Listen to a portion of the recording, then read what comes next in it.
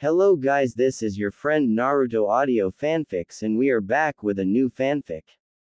Which is what if Tsunade takes Naruto out of the village and years later he unlocks Mokuton bloodline, part 1. And if you enjoy this fanfic then please press the like button and subscribe to my channel for more fanfic like this. And now let's start the fanfic. Wah, wah. A newborn baby wailed as it laid in a small crib on top of the desk inside of the Hokage's office. It had been about 1 hour since the nine-tailed fox was defeated by the fourth Hokage and sealed inside a newborn baby whose umbilical cord was just cut, saving the lives of the remaining villagers of the Hidden Leaf Village, but in turn, losing his own life in the process. The very same newborn baby was currently screaming his heart out from inside of his crib on the Hokage's desk while wrapped warmly in a blanket.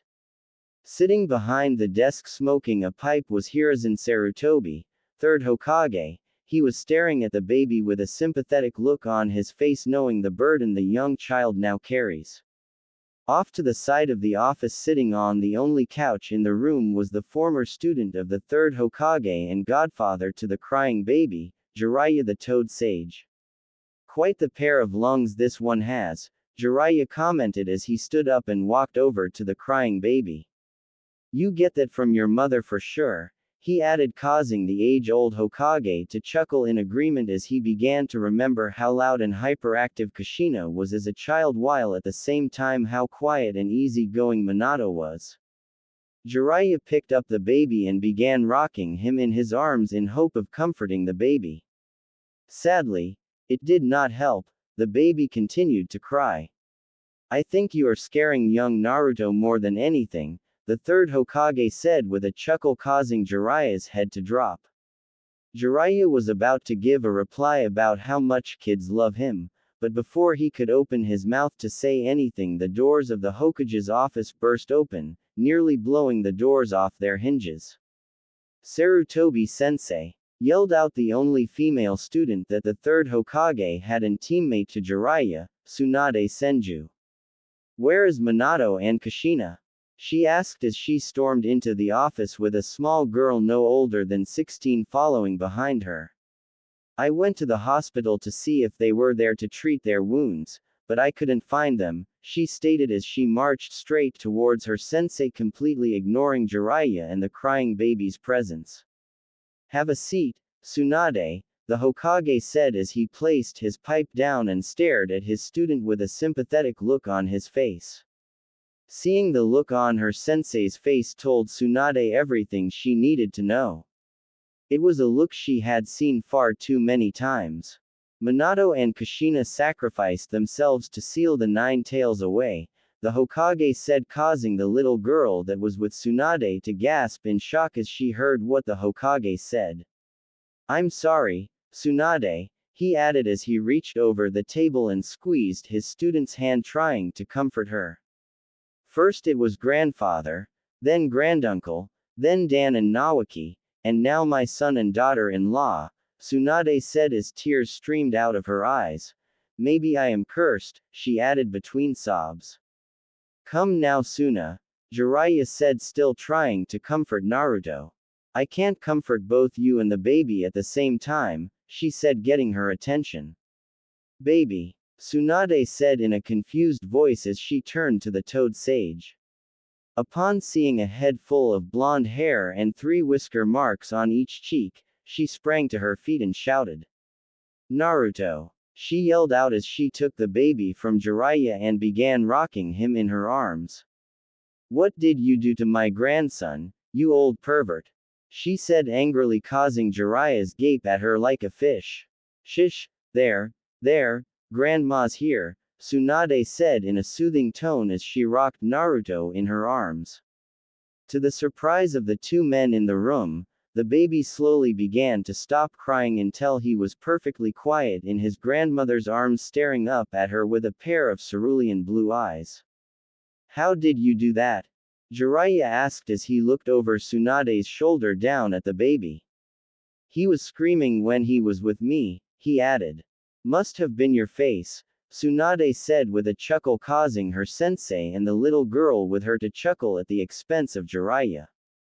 Hearing everyone around him chuckle, little Naruto gave out a cute giggle as he looked up at his grandmother. Hearing everyone, even his own godson, laughing at him, Jiraiya went over the corner of the room to sulk. Tsunade sat back down on the chair in front of the desk as she continued to stare lovingly at the baby. "He looks like big brother Minato," the little girl said, causing everyone in the room to nod in agreement. "You're right, Shizune," Tsunade said as she turned from her student to look at her grandson. "But he has Kushina's face," she added. "Tsunade," the third Hokage said, getting her attention. "There is something I have to tell you about Naruto," he said, causing her to look back down at the baby. Before the third Hokage could speak again, Tsunade spoke up. "The nine tails is sealed inside of him, isn't it?" she asked, causing Shizune's eyes to widen in shock. "Yes, it is," the Hokage replied as he nodded her head. "How did you know?" he asked, causing Tsunade to chuckle with a sad look on her face. "I know my son very well," she said as she fought back tears. He would never ask someone else to give up their child to be condemned to the life of a Jinchuriki. "It is something he would only do to his own child," she said, causing both Jiraiya and Hiruzen to nod their heads, both knowing the kind of man Minato was. "Tsunade, I have to ask," the former Hokage suddenly said in a serious voice. "You were there when Kushina gave birth. How did the nine tails break the seal?"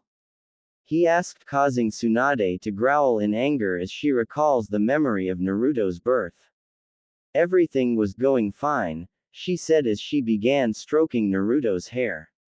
"Naruto came out and I handed him to Lady Bawako to clean him up before I turned my attention back to Kushina. It was then a masked man showed up," she said, causing both Jiraiya and Hiruzen's eyes to narrow. "He took Naruto hostage and undid the seal on Kushina," she said with another growl.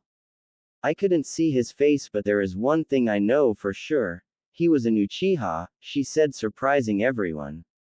"Are you sure?" Jiraiya asked as he stood up and walked over to the window. "If he isn't one of the Uchiha, he has a Sharingan," she said as she turned and looked at her old teammate.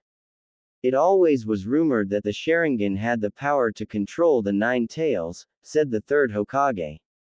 "Madara was said to be the only Uchiha to have the power to control the fox, but if there is now another," he said as she trailed off and looked at Naruto.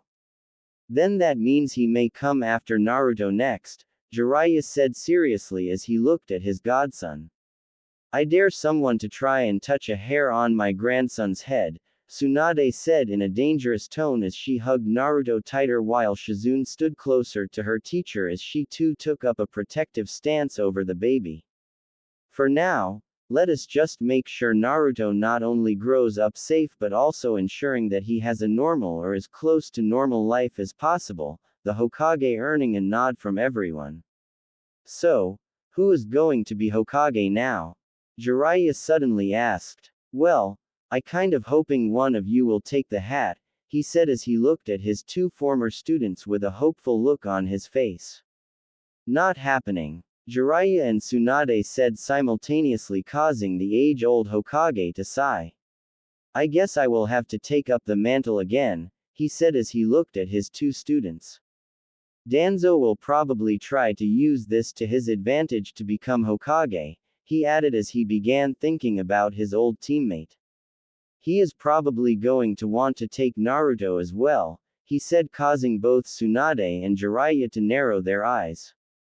"I plan on taking Naruto out of the village," Tsunade suddenly said, surprising everyone. "He won't be safe here with Danzo and his route always looming around, and not to mention that masked Uchiha could very well be inside the village. I don't plan on just sitting around here waiting for one of them to strike," she said as she looked down at Naruto, apparently found the adult conversation boring and fell asleep. "Are sure that is wise?" the Hokage asked as he looked at his student. "It was Minato's dying wish that Naruto is seen as a hero by the village," he said, recalling Minato's last words to him. You and I both know that is not going to happen, Tsunade said as she looked up at her former sensei. He is now a Jinchuriki, and we all know Jinchurikis are always hated by everyone in their respected villages. They are treated as though they are the demons themselves, and I refuse to have my grandson go through life being hated and shunned everywhere he goes, she said strongly. I am going to make sure he has a life where he is loved and cherished. I am sure his parents would have rather that over something as trivial as being seen as a hero, she added, causing Jiraiya to smile while the Hokage to sigh. Where are you going to take him then? He asked, causing Tsunade to think about a second before she replied. I won't tell you right now, she said seriously, surprising the old Hokage. The fewer people that know about where Naruto will be, the better. I will send you a message of where we are by one of Katsuyu's summons, cause this room isn't exactly secure right now, she said as she looked around the room. Hiruzen nodded his head, understanding the precautions that Tsunade was taking. If there is nothing else, sensei, Tsunade said before she stood up. Shizune and I need to get our stuff together for our journey, she said before she began making her way out of the room with Naruto in her arms and Shizune following closely behind, leaving the two men behind in the room. After they left the room, the third Hokage turned to Jiraiya and spoke. Jiraiya, he said, getting the Toad Sage's attention. We suffered a major loss in this attack, and other villages may try to use this to their advantage to launch an all-out invasion while we are weak. I want you to use your spy network to not only find out about any potential threats to the village, but also want you to use it to spread misinformation to other villages when it relates to our current strength. Make them think we didn't suffer that much of a loss and we are still as strong as ever, he said in a commanding tone. Understood, sensei, Jiraiya said with a salute before he hopped out of the open window in the office. The old Hokage took a deep sigh before he stood up and stood by the window looking out of the village. As he looked out, he saw destruction everywhere. Ninjas were running all over the village trying to get the wounded treated and help anyone in need of their help. Even though he was seeing nothing by chaos at the moment, he had lived long enough to know that the village will bounce back from this tragedy. Just then an Anbu dropped down to the floor behind him and spoke. Lord Third, the Anbu said while kneeling down on the ground. The council has been called, the Anbu said. So, it begins, the Hokage thought to himself before he nods the Anbu and began making his way to the council chambers. With Tsunade and Shizune had taken Naruto over to the Senju clan compound. Tsunade had created a few shadow clones and ordered them to start packing both her and Shizune's stuff. While the clones were packing everything up, Tsunade and Shizune currently had Naruto laying on the sofa while they were standing around him staring at him as he slept with smiles on both of their faces. He's so cute, Shizune said, causing her sensei to chuckle. Go make sure the clones are packing all of your stuff. As soon as they are done, we are leaving, she said to her student, causing her to be a little surprised. Are we leaving so soon? She asked. Yeah, I rather we leave under all this chaos, that way we can slip with Naruto without anyone noticing anything, she said, causing Shizune to understand. Understood, Lady Tsunade, she said before she left the living room to make sure all of her stuff was ready. It took about an hour to get everything packed. Once packed, Tsunade and Shizune wrapped Naruto up in a nice warm blanket before they exited the Senju compound, with Tsunade activating the security seals around the compound as they exited. Once outside, she took one last look at the compound before she shut the gates and activate the final seal main gate, which prevented anyone who was not of Senju blood from entering the compound. With the compound sealed, the two Kunoichi and baby dashed towards the main gate. Due to the chaos all around them, they managed to leave the village without anyone really seeing them. For those that did catch a glimpse of them, it was not enough to properly identify them or notice that they were carrying a baby. As they made it out of the village with no trouble, they began heading north. Where are we going, Lady Tsunade? Shizune asked as they were running through the trees. Without looking over at her student, Tsunade replied. The fire capital, she said, surprising her student. They traveled for 2 days, making a few stops to feed and change Naruto along the way. They were extremely lucky that Minato and Kushina had bought a lot of baby supplies in advance. That saved them trouble to going to buy everything, and considering the state that the village was currently, she doubted that they would have been able to find any baby food or diapers. Thankfully, that was not the case, and they could have continued their journey to the fire capital without taking any detours.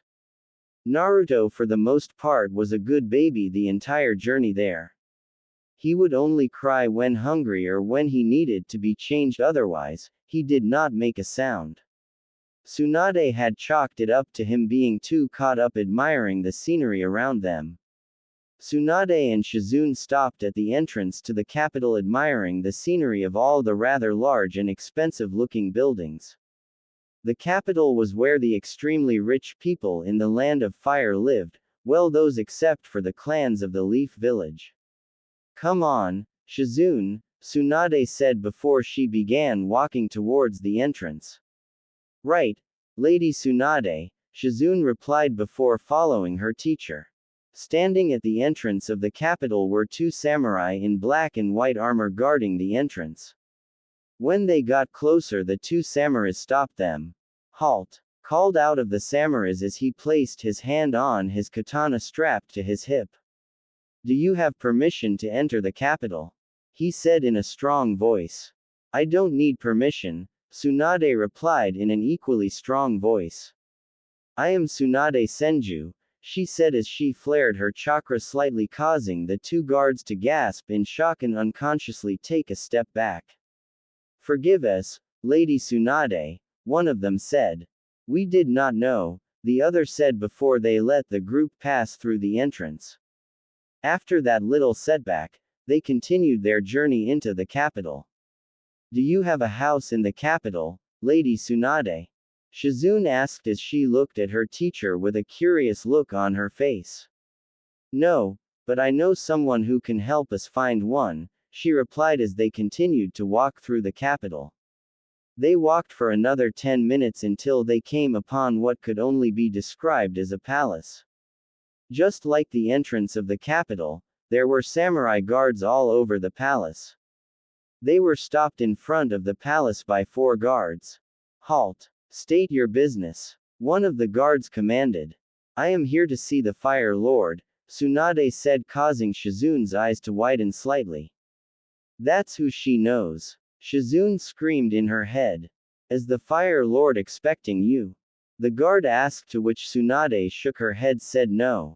Then I am afraid I am going to have to ask you to leave, he added as he waved them off, causing Tsunade to narrow her eyes. Just go tell the Fire Lord that Tsunade Senju is here to see him, she said to guard, once again earning a gasp from all 4 of them. Of course, Lady Tsunade, the samurai replied before he headed into the palace, leaving the other 3 behind. It was one of the perks of being a Senju. Thanks to her grandfather and granduncle and herself, the name was practically royalty in the Land of Fire, and in some cases even outside the Land of Fire. Tsunade, Shizune, and Naruto waited for about 5 minutes before the same guards came running back outside. The Fire Lord will see you now, Lady Tsunade, he said before he began escorting the group into the palace. Shizune could not help but admire the sheer size of the palace. It was by far the biggest house she had ever seen. She doubted whether there was anything this size in the Leaf Village. They were led into a large room which had a rather large cushion in the middle with 2 smaller ones in front of it. Sitting on the large cushion with the Fire Lord himself, and all around the room were 12 shinobis standing on guard. These were the Guardian Shinobi 12, their sole job is to protect the Fire Lord. Tsunade. Long time no see, the Fire Lord said as he greeted Tsunade with a warm smile on his face. How have you been? he asked as he motioned them to sit down on the cushions in front of them while at the same time taking note of the baby in Tsunade's arms. I have been better, Tsunade replied before glanced at the 12 shinobis around the room. The Fire Lord got the message and turned his personal guards. Leave us, he ordered as he waved his hands signaling them to leave the room. After they all left, the Fire Lord looked back at Tsunade and spoke. I just received word of what transpired in the leaf, he said as he let out a sigh. Yes, it is most unfortunate, but they will rebuild stronger than they were before, they always do, she replied, causing the Fire Lord to nod his head in agreement. If you don't mind me asking, Tsunade, the Fire Lord said as he turned his attention to the baby in Tsunade's arms. Who is this baby? He asked, causing Tsunade to smile before she held up Naruto. This is Naruto, my grandson, she said, causing the man's eyes to widen beyond belief. Grandson? He asked, causing her to nod. I didn't even know you have a child, much less a grandchild, he said, causing Tsunade to chuckle. I had a son when he was born. We changed his name because it was around the time where the other villages would send assassins to kill anyone with the Senju name, and if he took his father's name it would have been easily linked by to me, she said, causing him to nod his head, understanding his precautions. But you have met my son before, she said, surprising him while at the same time confusing him. I have, he asked with a confused look on his face. He was the Fire Lord. The people who he meets are all pretty powerful and high-ranking. So, he cannot help but wonder just who Tsunade's son is. He looks a lot like his father, she said as she held up Naruto for the Fire Lord to see. His blonde hair and blue eyes are exactly like his father's, she said, causing the Fire Lord to stare at the baby for a few minutes before he realized who the baby looks like. You're right. He does look like his father, he said with a chuckle. He then realized something else which caused him to take on a more somber look before he spoke again. Tsunade, I am truly sorry for your loss, he said, causing a sad look to appear on both Tsunade and Shizune's faces. Thank you, she said in a soft tone. I had to leave the village immediately because I didn't want anyone to find out about Naruto, and as a result, I will miss their funerals, she said. It had pained her to leave just like that and not say her final goodbyes to Minato and Kushina, but Naruto's safety took priority over her grief. You traveled a long way to see me, Tsunade, the Fire Lord said, changing the subject. I imagine it must be for a reason, he said, causing her to nod. I was hoping if it is not too much trouble you could help me find a suitable place to buy here in the capital, she said while looking at the Fire Lord.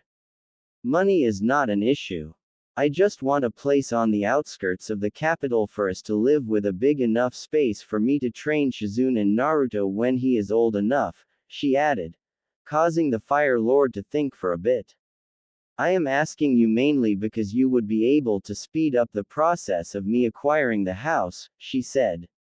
Why don't you just live here? The Fire Lord suggested, causing Tsunade's eyes to widen in shock. She had never expected the Fire Lord to give her such an offer. I am extremely grateful for the offer, my lord, but when training I tend to cause a lot of damage to the surrounding area and we are currently in the middle of the capital, Tsunade said, causing the Fire Lord to nod his head in agreement, knowing very well about Tsunade's superhuman strength. Very well, Tsunade, he said with a smile. Have it your way. I will have my assistant find you a suitable compound, but until then I insist you stay in the palace, he said, causing her to smile. Very well, sir, she agreed, knowing very well that the man will not let it go. However, sir, I must ask that you keep my presence here a secret.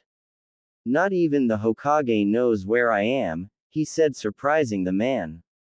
You didn't tell Sarutobi where you would be? He asked in a surprised voice. I told him I was going to leave and will send him a message through a more secured way of communicating of my exact location once I am settled, she said, causing him to nod once again, understanding the precautions she is taking. What of young Naruto here? He said as he looked down at the baby. Will you be changing his name as well? He asked. For now, it will just be Naruto, she said with a smile. When he is older, I will let him decide on what he wants his last name to be, she said, causing Fire Lord to raise an eyebrow at her. Why not change his name as you did with his father? He asked. It is widely believed that I am the last Senju alive. Even if someone comes along claiming to be a Senju, I doubt anyone would take it seriously unless that someone is coming out of the Leaf Village, she said as she handed Naruto over to Shizune for a bit.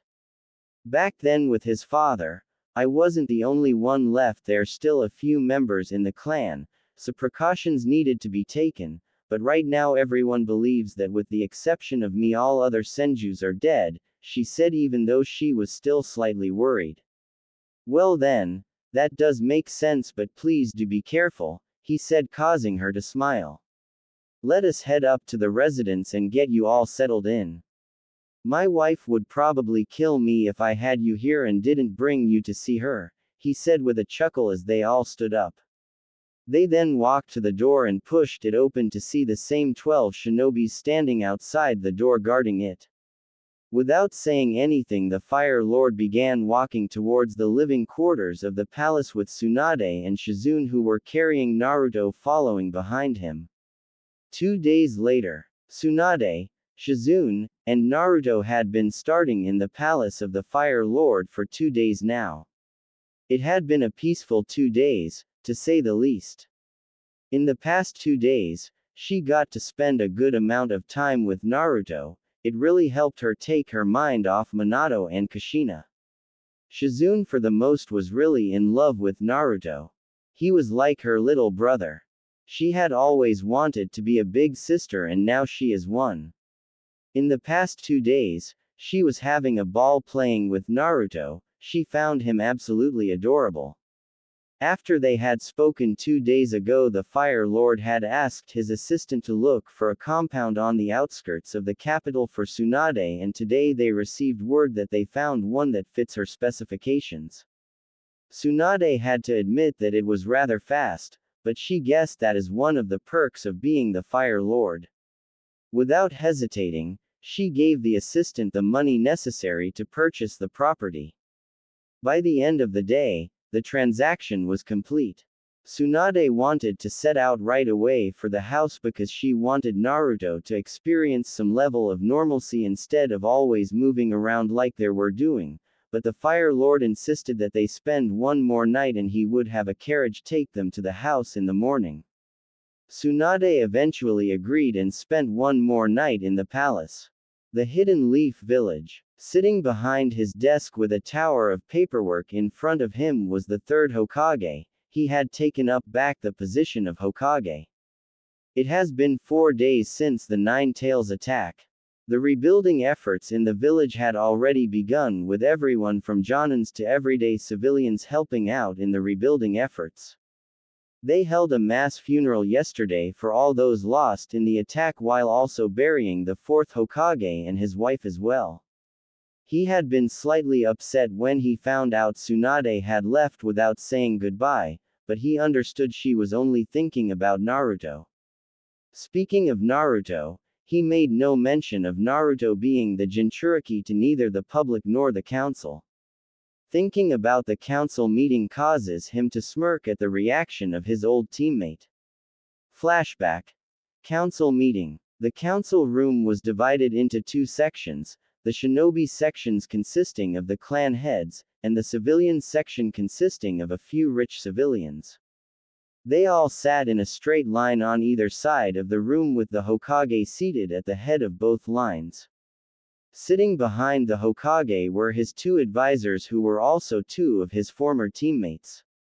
What of the Jinchuriki, Hiruzen? Asked Danzo as he spoke from the shinobi side of the room. That is none of your concern, Danzo, the Hokage replied with a sigh. And it is Lord Hokage when we are in this room. He added strongly. Of course, Lord Hokage, Danzo said, sounding as though it pained him to utter his words. But I just wish to know who the Jinchuriki is so they could be trained into the perfect weapon for the village, he said, causing the Hokage and a few of the clan heads to scowl at him. I just said it is none of your concern, Hiruzen said forcefully while at the same time flaring his chakra as well, making everyone in the room sweat a little while some of the civilians were ready to pass out. Next order of business, he added as he pulled his chakra back in. Flashback end. There was not a shadow of a doubt in the old Hokage's mind that it would not be the last time he would have to deal with Danzo concerning the whereabouts of Naruto. But no matter how much his old teammate pushes, he would not jeopardize Naruto's safety. He owed that much to Minato and Kushina after the sacrifice they made for the safety of the village. He could only hope Tsunade is able to keep Naruto safe and ensures he has a normal childhood wherever they are. The next day with Tsunade. As the Fire Lord had requested, Tsunade, Shizune, and Naruto stayed an additional night in the palace. Now that it was morning, they were ready to leave. The Fire Lord had provided them a carriage to take them to their new home instead of having them walk all the way to the outskirts of the capital. The two kunoichis and baby who was currently in Tsunade's arms were standing in front of the palace entrance with a horse-drawn carriage behind them. Standing in front of Tsunade and Shizune were the Fire Lord and his wife, Madame Shijimi. They were there to see the group off. The Fire Lord had wanted to personally escort them to their new house, however, Tsunade told him that would only draw more attention to them. Thank you for your kind hostility, sir, Tsunade said as both Shizune and she gave a slight bow. Think nothing of it, dear, the Fire Lord said with a wave of his hand. You all are welcomed in my home at any time, he said with a warm smile. Yes, and do try not to be a stranger, Tsunade girl, Madame Shijimi said while holding a cat in her arms. We won't, Tsunade replied with a smile. The two kunoichis then turned around, entered the carriage with baby Naruto in tow. The carriage ride was peaceful and gave Shizune the opportunity to see more of the capital. At this time of the day, the capital was abuzz with people doing their early morning shopping. The thing that Shizune found incredibly interesting was the fact that everyone was wearing somewhat expensive clothes and jewelry in her opinion.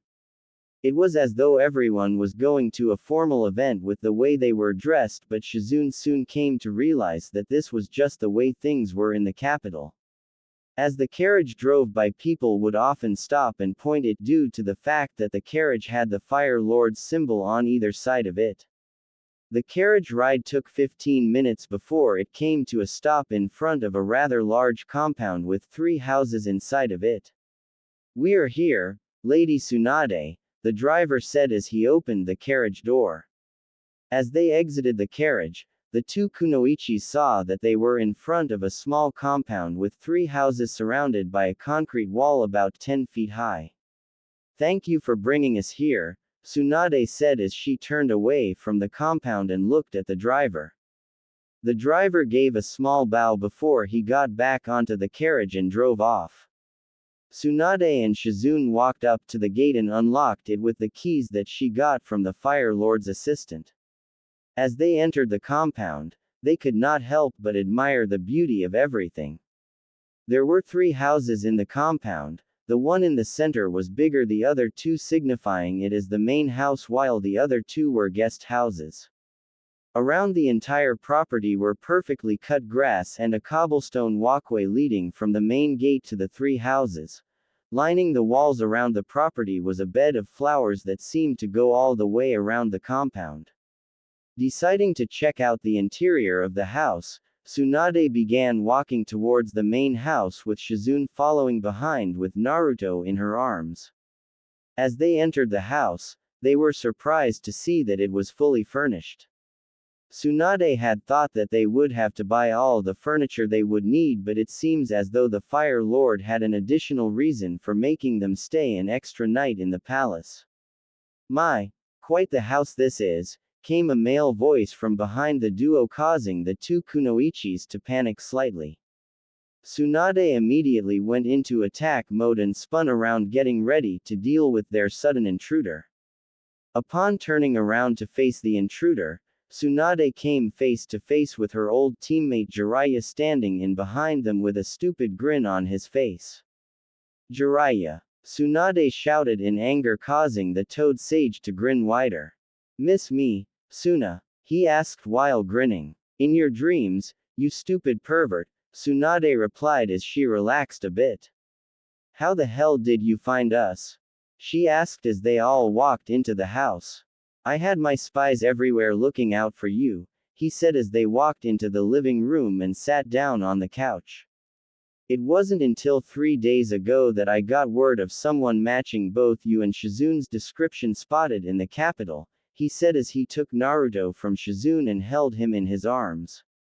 I got here yesterday and heard that you entered the Fire Lord's palace, he said while making funny faces for Naruto, who was giggling away at his godfather's antics.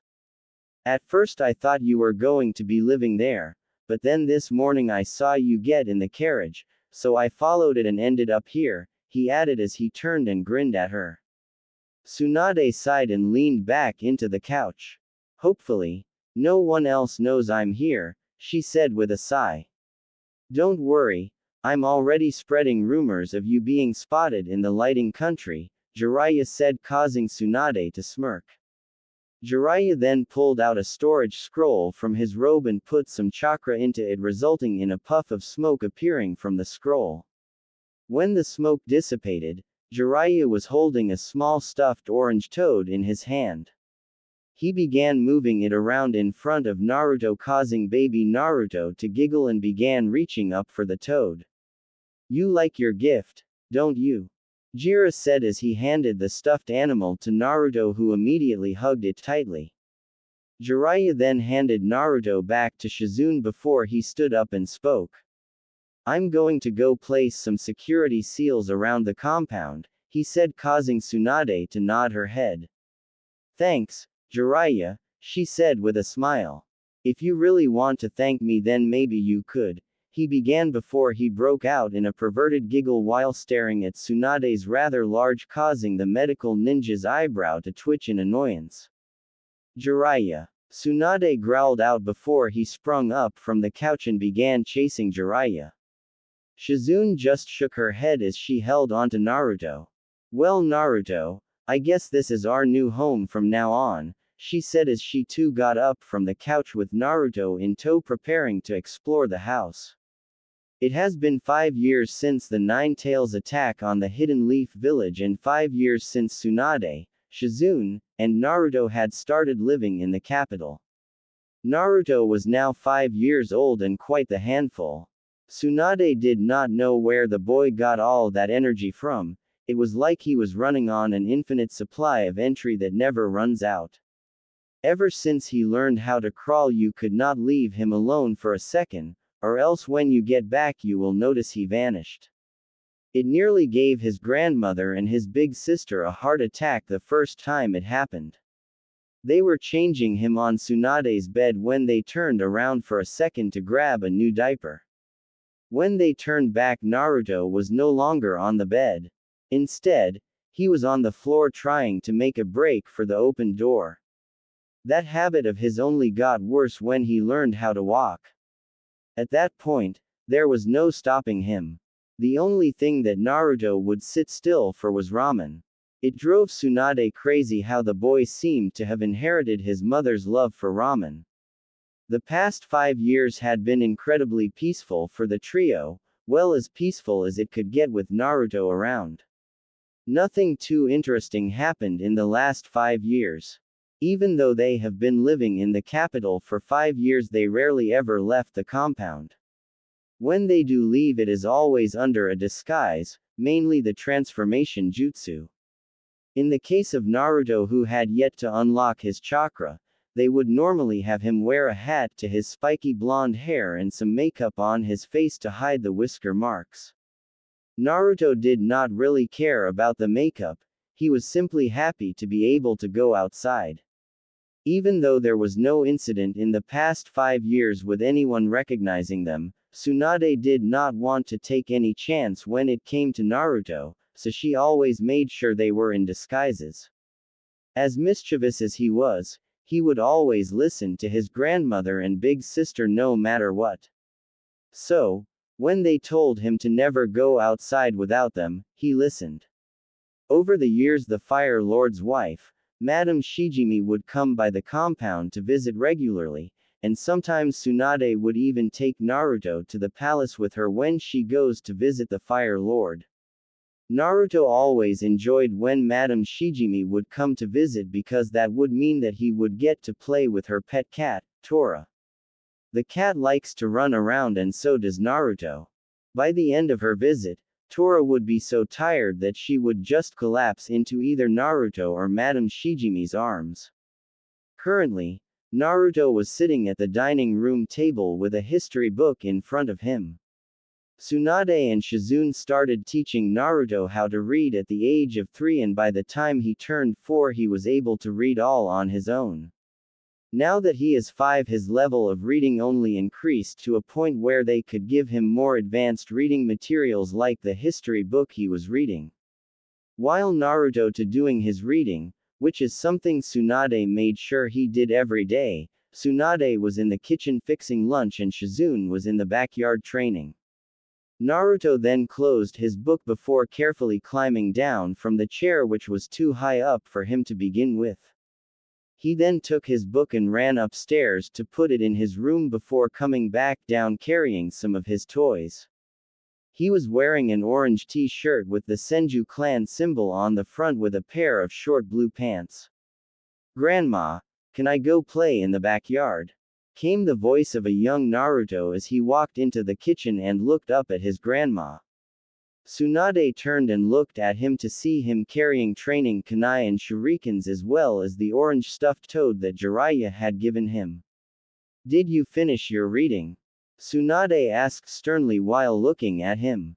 "Yes, I read 2 full chapters," he said as he held up 2 of his little fingers forming the peace sign. "Very well," she said, causing him to grin and run out through the back door in the kitchen. "Thank you, Grandma," Naruto shouted as he ran out the back door. At first, Naruto used to call both Tsunade and Shizune mommy, but when he was 3 Tsunade told him that she was his grandmother and Shizune was more like his big sister. Since then, he started calling her grandma and Shizune big sis. She did not explain to him that his parents were dead until a year ago when he began asking why his mom and dad do not come to visit. It was a painful conversation, but it was one that they were going to have at some point. She also told him who his mother was, but she did not tell him who his father was as yet. She was planning to do that when they tell him about the 9 tails sealed inside of him. She wanted to tell him sooner rather than later to allow him to grow up with this knowledge so that he could better prepare himself for the life ahead of him.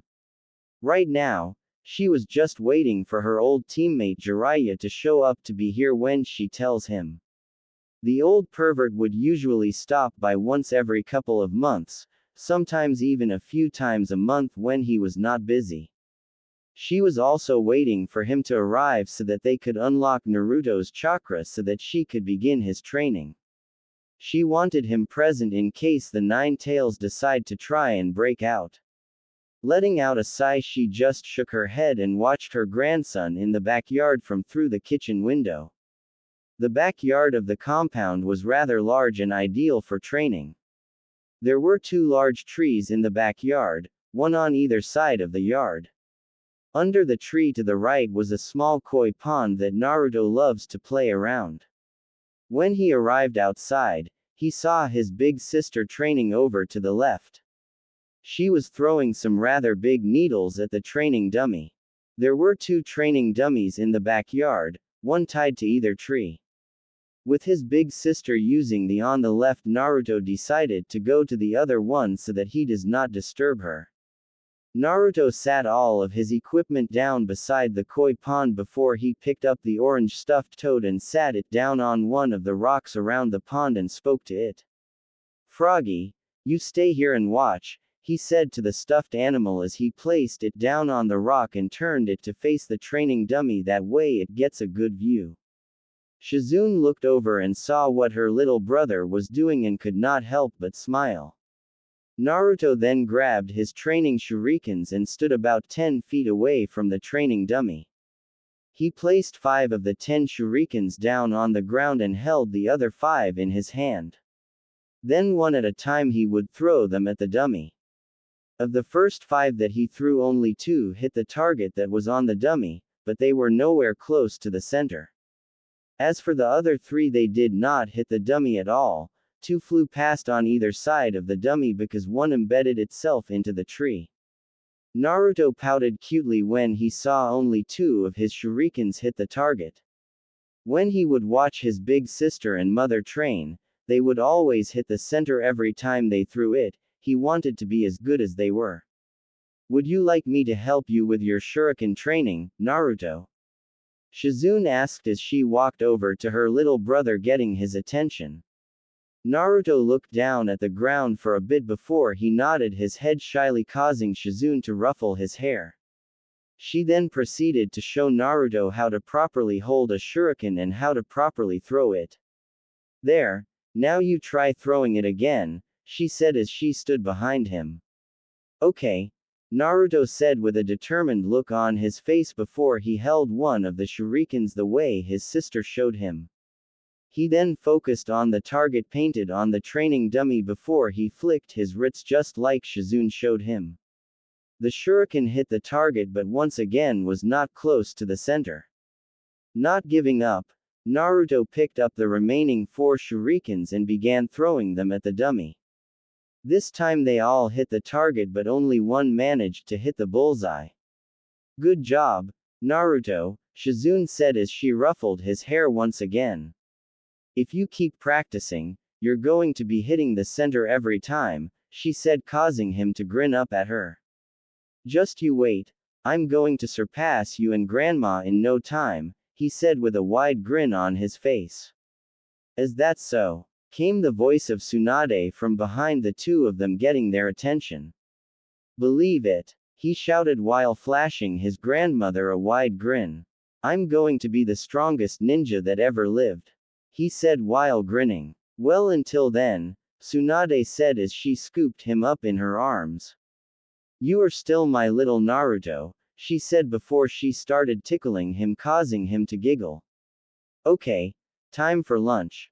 You can play with your kunai and shurikens after, she said as she began walking back towards the house.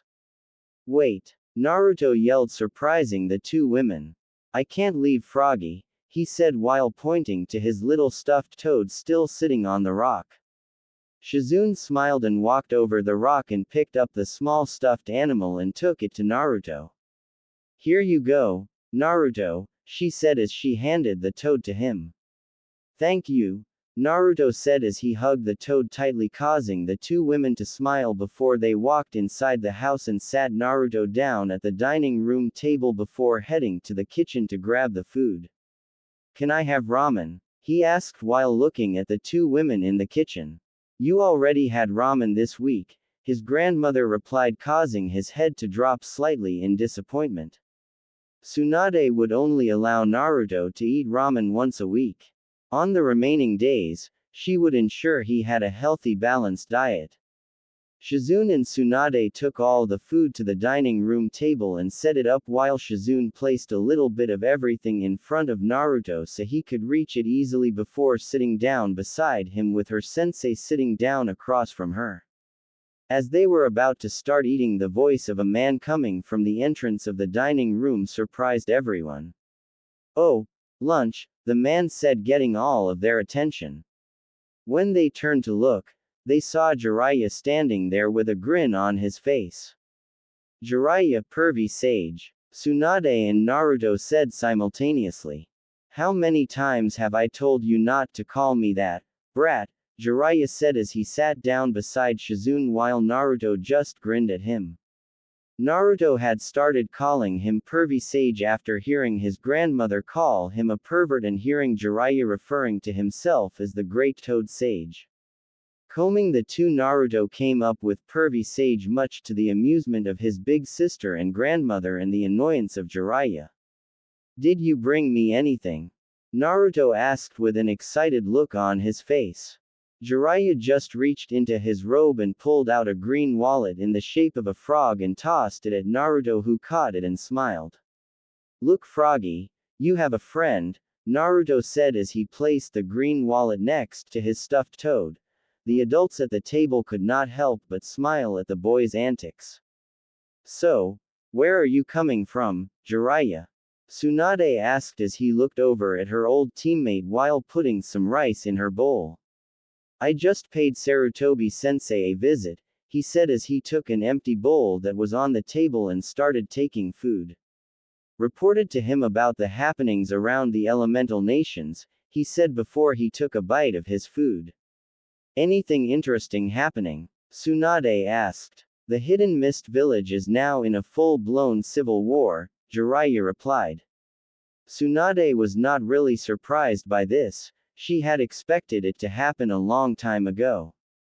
Orochimaru was in the Lightning Country doing God knows what, he added, causing a scowl to appear on Tsunade's face at the mention of their other teammate.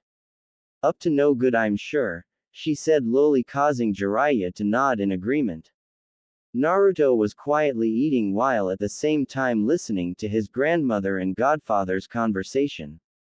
Any word on the masked Uchiha? She suddenly asked, causing him to shake his head no. For the past 5 years, whenever Jiraiya would come to visit, she would ask if he heard anything about him, but he never did hear anything about the man. Speaking of the Uchiha, Jiraiya suddenly said, some of my spies from inside the Leaf Village are telling me that the grand population of the village is starting to suspect the Uchiha clan for the attack, he said, surprising Tsunade. That's surprising, she replied as she looked at her teammate. I know for sure that sensei wouldn't go spreading what I told him about that night to the grand public, she said. You're right, Jiraiya replied with a nod. It is likely someone from the shadows spreading rumors to start a conflict, he said, causing Tsunade to growl once more. I wonder who would do such a thing, she said sarcastically, causing Jiraiya to chuckle slightly. Speaking of which, I think it's time, she said as she looked at Jiraiya. Time? He asked with a confused look on his face. Time for what? He asked. For us to talk to Naruto about you know what, she said, causing his eyes to widen slightly while getting Naruto's attention as well. Are you sure? He asked, thinking that it was slightly too soon. Yeah, I rather him knowing now so he can properly prepare himself, she said, causing him to nod his head, understanding her train of thought. Tell me what? Naruto asked while looking at his grandmother and godfather with a confused look on his face. Come with me, Naruto, Tsunade said as she got up from the table and lifted him up before heading over to the living room. Jiraiya and Shizune soon followed behind the two. Tsunade sat down on the couch and placed Naruto on her lap. Shizune then sat down to the right of her sensei while Jiraiya chose to remain standing. What is it you want to tell me? Naruto asked while looking at his grandmother with a slightly worried look on his face. I'm going to tell you about your dad and what happened to him, she responded with a soft smile. My dad? Naruto asked with a surprised look on his face. Whenever he had asked about his dad, his grandmother always told him that she will tell him when he was older. All he knew about his dad was that he looked like him and the fact that he died the night the giant fox attacked the Leaf Village along with his mom. Yes, your dad, Tsunade replied with a smile. Your dad was a shinobi in the Hidden Leaf Village. In your history books, do you remember reading about the Hokages? She asked, causing him to think for a second. Yeah, he answered with a nod before continuing. Grandma's grandpa was the first Hokage, her granduncle was the second Hokage, and her sensei is the third Hokage, he asked while holding up 3 fingers. Then there was the fourth Hokage, he was the coolest of them all. He beat up the giant fox and saved everyone. Naruto said enthusiastically, causing the adults to chuckle. Yes, that's right, she said as she ruffled his hair slightly. Well, you see Naruto, your father's name was Minato Namikaze, and he was the fourth Hokage, she said, dropping a bomb on poor little Naruto who had his mouth hung open. My dad is the fourth Hokage? Naruto asked in a startled voice. That's so cool. Naruto yelled out with a big grin, causing Tsunade to shake her head at her grandson's antics. Sometimes he behaves like his father, but other times he is like his mother. But how come his last name is Namikaze and not Senju? Naruto suddenly asked. Well, you see, when your father was born, Grandma changed his last name to protect him, she explained, causing him to put his index finger to his chin and started to think. The adults around him found it absolutely cute. So, what is my last name then? He asked while looking at his grandma, causing her to smile. You get to choose if you want to be Namikaze or Senju, she said, causing him to ponder upon it for a few seconds before he gave his reply. I am going to be Naruto Senju. He yelled out with a wide smile on his face. It is the coolest, he added with a proud grin on his face before he started bouncing up and down on his grandmother's lap excitedly. Okay, brat. Settle down, I still have more to tell you, Tsunade said, getting him to calm back down. Now, as you just said, your father, the fourth Hokage, defeated the nine-tailed fox and saved the village, she said, causing him to nod. The thing is, that is not exactly true, she said, causing his eyes to widen slightly. The nine-tailed fox is a tailed beast, a creature made up entirely of chakra, she said while looking at her grandson. There is no way to truly kill a tailed beast. The only way to defeat it is to seal the beast into a human baby, she said before pausing and looked at Naruto. Seal it inside of a baby? He asked, causing her to nod her head. That's right, Tsunade replied with a nod. People with tailed beasts sealed inside of them are called Jinchurikis. Your mother was the previous Jinchuriki of the nine tails and my grandmother before that, she said, surprising Naruto once more. My mom had the nine tails inside of her? He asked in an astonished voice. Then who has the fox in them now? He asked while tilting his head to the side.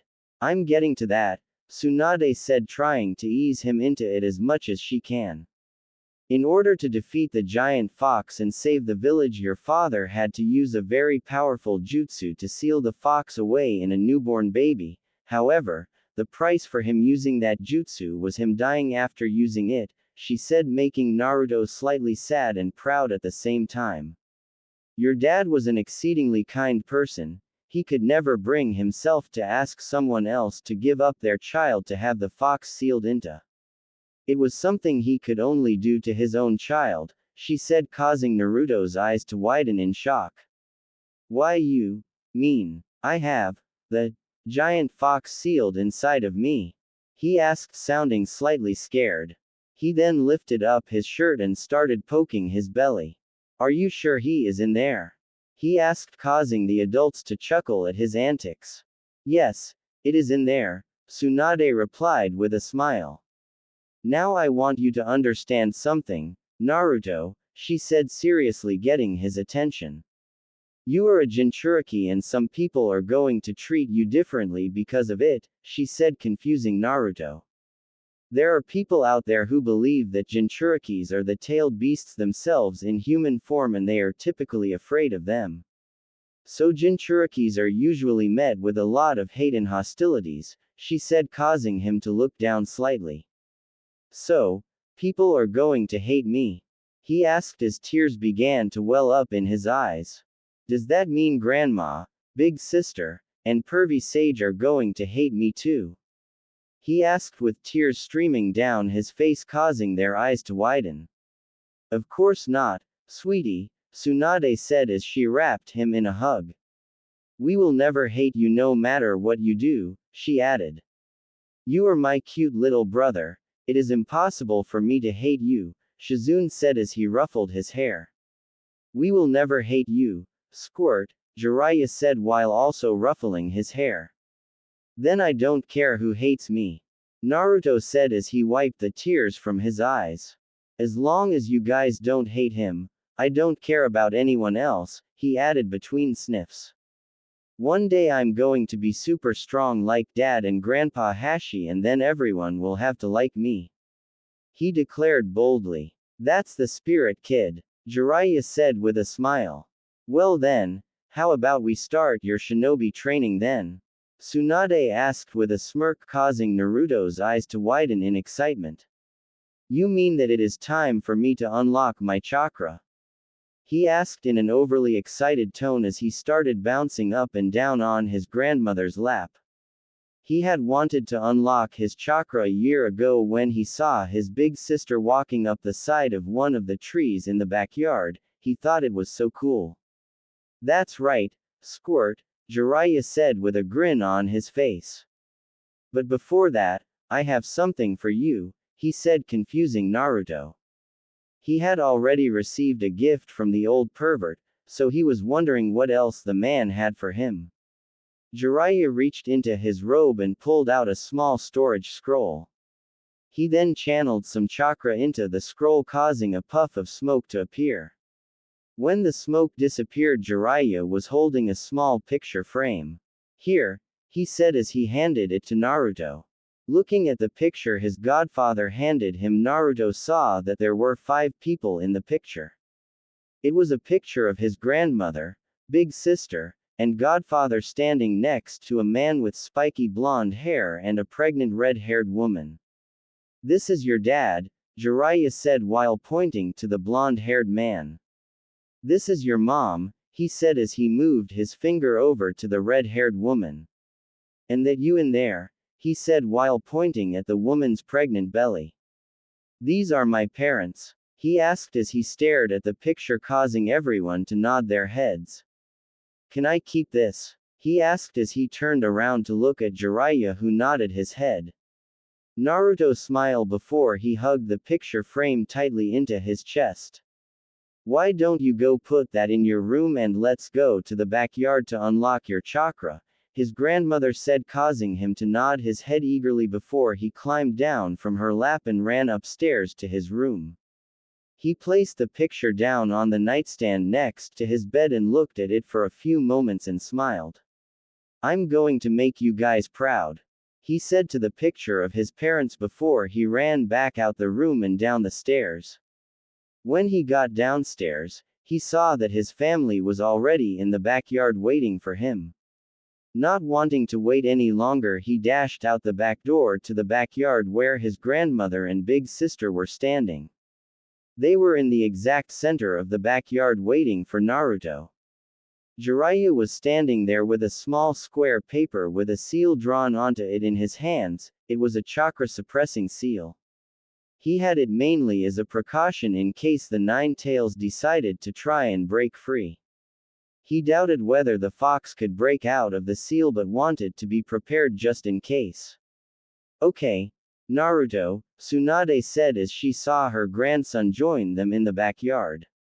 Sit down on the ground as though you are meditating, she said while pointing to the ground in front of her. Naruto nodded his head, did his grandmother instructed. Now close your eyes and meditate, she said, causing him to close his eyes and take a few deep breaths. Look deep inside yourself for your chakra. It should give off a warm, welcoming feeling, she added. I feel it, Naruto replied after a few minutes of searching. Good, now reach out and grab it and pull it towards you, she said, remembering her sensei told her to do the exact same time. The 3 adults watched as Naruto suddenly stretched out his arms before he started grabbing at the air. This action by the little boy caused Shizune to giggle while the 2 other adults' sweat dropped. I can't hold it, Naruto replied after grabbing the air for a while. We didn't mean try grabbing it with your hand, dummy, Jiraiya yelled out, causing Naruto to open his eyes and look at the man. Then how am I supposed to grab it if not with my arms, you pervy sage? Naruto yelled back before pouting cutely. Naruto, Try to pull it towards you with your mind, Shizune said with an amused smile on her face. Okay, I'll try, Naruto replied before he closed his eyes and tried again. When he found the warm welcoming feeling deep inside himself, he began focusing on it, trying to pull it closer to him with his mind. Soon, he could feel the energy getting closer and closer to him. Then suddenly heard some inside of him break, causing all the warm energy to rush throughout his body. He felt a warm sensation spread throughout his entire body. Tsunade, Jiraiya, and Shizune were looking at Naruto as all three of them sensed chakra spreading throughout his body. Soon Naruto was surrounded by light green chakra outlining his body. He has as much chakra as an average genin, Tsunade commented in surprise seeing a 5-year-old with that much chakra. Well, that is likely due to him being both a Jinchuriki and an Uzumaki, Jiraiya replied. Tsunade was about to say something else, but before she could speak, they all felt the ground tremble beneath their feet, causing them to put up their guard. What happened next took everyone by surprise. Bursting out from the ground behind Naruto was a decent-sized tree about a foot wide. The tree grew about 6 feet before branches with leaves started to grow out of the rather small trunk. Naruto then opened his eyes, feeling super powerful due to him experiencing chakra for the first time. He looked down at his hand and made a fist, fully enjoying the feeling of power. Man, I feel so powerful, he said in a happy tone as he began to stand up. I feel like I could owie, he cried out as he banged his head against one of the branches of the tree as he stood up. Who put a tree there? He shouted as he turned and looked at his family, who were all staring at him as though he grew a second head. What? He asked as he was kind of creeped out by the way they were all looking at him. Jiraiya, that's, Tsunade said with her eyes wide as dinner plates in her mouth hung open. Yeah, Jiraiya replied with an equally astonished look on his face. Grandfathers, Tsunade said. Sure is, Jiraiya replied with a nod. Amazing, Shizune whispered out staring at the tree. Are you guys okay? Naruto asked, knocking them out of their stupor. Do you have any idea what you just did, brat? Jiraiya asked as he walked forward and began examining the small tree. I just unlocked my chakra, Naruto replied, wondering why the old man was fussing over a tree. And what's up with that tree? It wasn't there before, he asked as he turned and looked at his grandmother. Naruto, sweetie, Tsunade began as she walked over and knelt down in front of Naruto. It would appear as though when you unlocked your chakra you unlocked your bloodline as well, she said, causing him to tilt his head to the side cutely. What's a bloodline? He asked, making Tsunade recall the fact that they had not gotten to that part of his studies as yet. Bloodlines are special abilities passed down genetically within specific clans, she explained as best she could to a 5-year-old. It is like the Uchiha clan's Sharingan or your great-great-grandfather's would release, she said, causing his eyes to light up in excitement. You mean I have some kind of special powers? He asked with a large, excited grin on his face, causing his grandmother to smile slightly. Yes, it would appear as though you have somehow inherited your great-great-grandfather's would release, she said with a sigh. He. I told you I'm going to be as cool as Grandpa Hashi, Naruto said with a wide grin as he turned to look at the tree.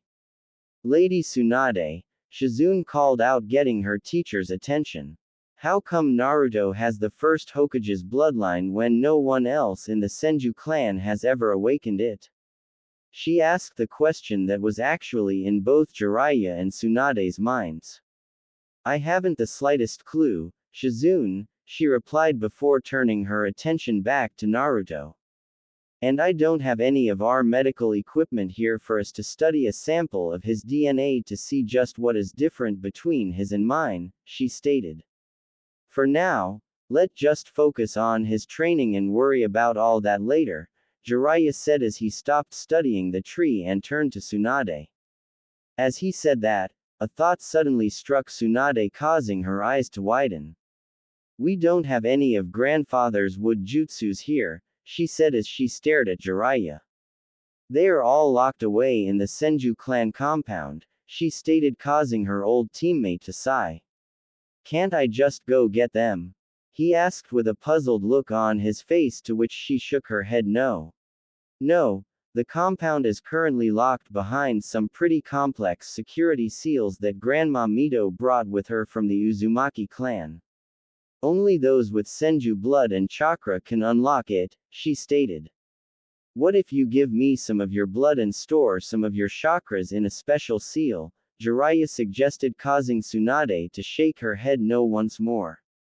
No, Grandma Mito had planned for someone attempting that in advance. In addition to Senju blood and chakra, you need to plus the chakra in a specific pattern to unlock the seals, she said with a sigh, amazing Jiraiya. Well, for now, let us just teach him what we can, Jiraiya said as he folded his arms. Whenever either you or he decide to go back to Leaf, he can learn his wood release then, he added, causing her to nod her head. She was not ready to return right now because Naruto was not able to defend himself as yet. Maybe when he can properly defend himself, he can go back, she thought to herself. Oi! Naruto shouted, getting their attention. Are you guys going to train me now? He asked, getting tired of waiting. Sure. Things squirt, Jiraiya replied before reaching up and plucking 2 of the leaves off the tree and handed one to Naruto. The first thing you need to learn how to do is to make this leaf stick to your forehead using chakra, he said as he placed his leaf on his forehead and channeled some chakra to the spot where the leaf is, making it stick in place. Naruto saw what his godfather did and tried to duplicate it, but much to his annoyance it would not stay on his forehead. Knowing that will take him a while to get it to stick, especially with his level of chakra, the 3 adults decided to go sit down on some of the chairs that they had in the backyard and watch him. *** 1 week later. It took Naruto 2 days to figure out how to get the leaf to stick to his forehead and stay there. For the remaining 5 days his grandmother had him focusing on sticking multiple leaves all over his body at the same time as a better way to increase his control. Jiraiya had stayed for a few days before leaving to tell the Hokage about Naruto unlocking his chakra. Both Tsunade and Jiraiya had agreed that they should keep Naruto's bloodline a secret from the Hokage for now, mainly due to the fact that they did not want to risk someone overhearing that kind of information. Seeing as how Naruto had mastered the leaf balancing exercise, Tsunade thinks it is time she taught him the tree climbing exercise. Naruto, who was currently sitting under the tree next to the koi pond with 3 leaves stuck to his forehead, one on either cheek and one in the center of his chest, saw his grandmother walking towards him. His big sister was sitting under the other tree reading book on medical ninjutsu. Naruto, it is time for you to learn the next exercise, Tsunade said, getting Naruto excited. I'm going to teach you how to walk up the side of a tree, she said before she moved him out of the way. She then placed on foot on the trunk of the tree and began walking up the tree as though she was walking on the ground. Wow! Naruto said as he started bouncing up and down. That's so cool, he added with stars in his eyes. Tsunade chuckled at her grandson's behavior before hopping down from the tree. All you have to do is channel some chakra to the bottom of your feet and walk up, she said as she moved out of the way for him to try. Naruto did as his grandma said before placing one foot onto the tree trunk. As he tried to place the other foot on the tree, he fell down flat on his behind, causing his grandmother and big sister to laugh at him. Keep trying, Tsunade said before she left to check on Shizune's studies. 2 weeks later. It had taken Naruto about 4 days to complete the tree walking exercise, and similarly to when he completed the leaf balancing exercise, his grandmother made him spend the remaining of the week running up and down the tree to build up his reserve and better his control. Once that week had passed, Tsunade made him spend an extra week running up and down the tree while balancing leaves and pebbles on his forehead and body to better his control. For the boy who was always filled with energy, at the end of every day, he would be completely tired. Currently, everyone was inside the house. Tsunade had decided to give Naruto a day to relax before she really kicks his training into gear.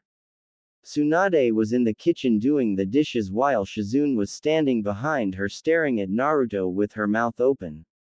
"Lady Tsunade," Shizune said, getting their sensei's attention.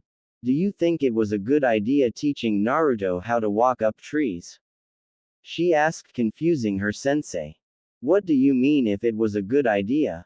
Tsunade asked as she continued to wash the dishes. "It is a necessary skill to learn for every shinobi," she added.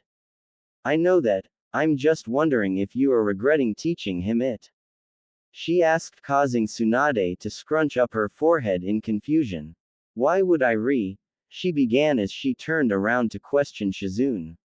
As she turned around, she saw Naruto running up and down the walls and all over the ceiling with a wide smile on his face as he left a trail of shoe prints behind him.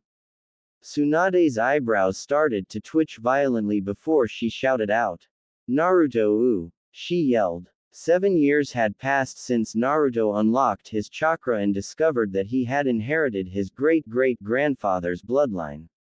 Naruto had advanced leaps and bounds in the last 7 years. He had as close to perfect chakra control as he could possibly get thanks to his grandmother and big sister putting him through the ringer when it comes to chakra control exercise. Immediately after mastering the walking on water exercise, his mother put him through some more advanced chakra control exercises that are usually taught to those who want to learn medical ninjutsu. As a result of his close to perfect chakra control, his grandmother and big sister trained him in medical ninjutsu. When his chakra reserve had increased to a sizable amount, Tsunade decided to teach him the shadow clone jutsu to help speed up his training a bit. To say that by creating a few clones every day and having them train alongside Naruto sped up his training would be an understatement. Even though Naruto had the chakra necessary for him to create hundreds of shadow clones at any given time, Tsunade limited him to no more than 20 clones at a time. That way they all could train in the compound and not get in each other's way and also avoid Naruto suffering serious backlash from them dispelling. So, every day for the past 5 years Naruto would make about 15 clones, 5 of them read books and scrolls about medical ninjutsu, another 5 would read a few books on fuinjutsu which Jiraiya would bring for him, and the remaining 5 would train with the original and Tsunade in either taijutsu or ninjutsu. Once the clones ran out of reading material, Naruto instructed them to train in his chakra nature. It was the first thing Tsunade and Jiraiya checked after he had completed his water walking exercise. As it turns out, Naruto had an affinity for 3 chakra natures, with the wind nature being his main type while water and earth being secondary. Tsunade and Jiraiya had expected the earth and water, but the wind was a complete surprise to them. Thanks to his clones, Naruto had already done the necessary exercise to better control each of the 3 chakra natures, but he was not pleased with that. He wanted to take it to the next step to better his control over each chakra nature. Over the past 7 years, Naruto found time in between all of his training that his family put him through to practice his wood release. Even though he did not have his great-great-grandfather's scrolls and techniques with him, he would like to believe that his control over his wood release is fantastic, but unfortunately, there is no way for him to truly tell until he sees his great-great-grandfather's scrolls. His grandmother would often tell him that he reminded her of her grandfather when she would watch him create trees and all kinds of wooden constructs. Even though he did not have his great-great-grandfather's scrolls, it did not stop Naruto's imagination from aiding him in creating a few techniques for him to use. Now Naruto was 12 years old and he was a competent medic, a seals master that could give Jiraiya a run for his money, and a pretty powerful shinobi that could kick an average Jonin's. Well, technically he was not a shinobi as yet due to the fact that he has not taken the graduation exam as yet. Currently, Naruto was standing inside of his bedroom looking around at the now empty room. He had packed up all of his things barring the bed to take with him to the Hidden Leaf village. His grandmother had decided that it was time for him to return to the village so that he can take the graduation exam with people who were his age. Apparently, she had already sent word to the Hokage that he will be returning and the Hokage agreed to let Naruto take the graduation exam even though he has never stepped foot into the academy. I sure am going to miss this place, Naruto said to himself with a smile as he looked around the real all the memories he had there.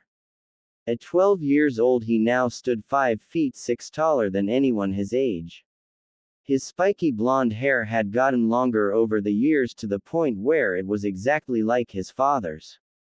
He was wearing black shinobi pants with a matching pair of black shinobi sandals.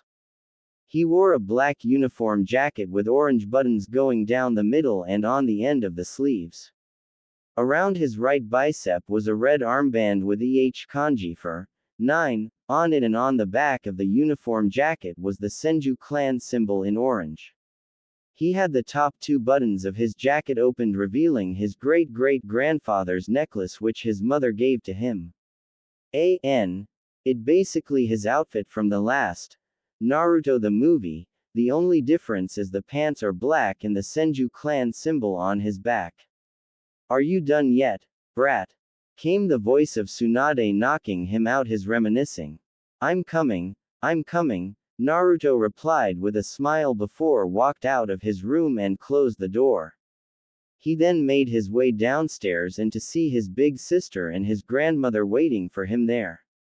Do you have everything? Tsunade asked as she looked at him with one hand on her hip.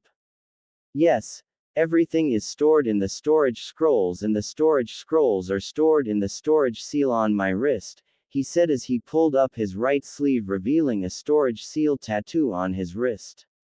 Good. Sarutobi-sensei is expecting you, she said, causing him to nod his head.